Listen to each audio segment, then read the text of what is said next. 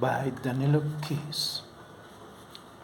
It happened in 1923 or 1924, in Hamburg, I think, during a time of stock market disasters and giddy devaluation. The daily wages of a dock laborer came to 17 billion marks, and decent prostitutes charged 3 times as much for their services. Sailors in the port of Hamburg carried change in cardboard boxes under their arms.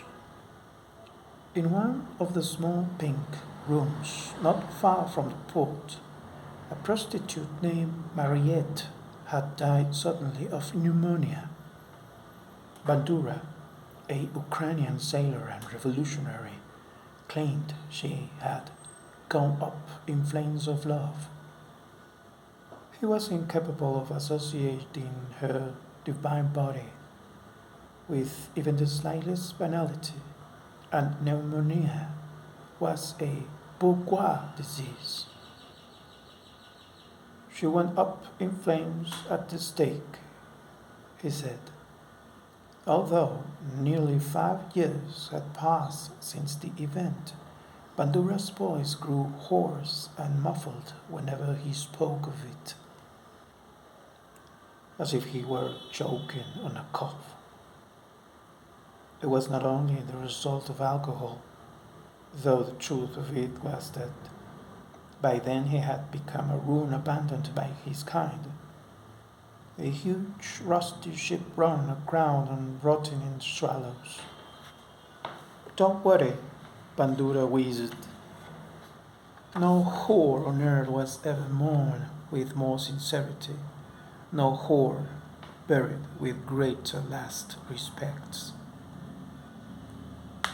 Greenhouse flower beds and abandoned outlying gardens have been ravaged for Mariette's funeral. Dogs barked at night. The hounds were called out, and Alsatians straining at the collar. That canning crown of thorns. Links of heavy chains slid up taut steel wires, clanging like the chains of all history's slaves.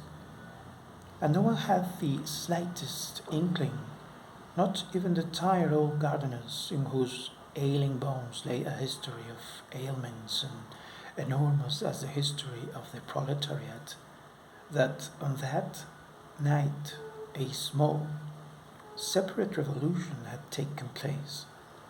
The sailors of the port of Hamburg stormed the villas of the wealthy. The proletarian children of Le Havre, Marseille, Antwerp massacred the gladioluses, slitting steams at the roots with sharp sailors' knives and trampling minor flora.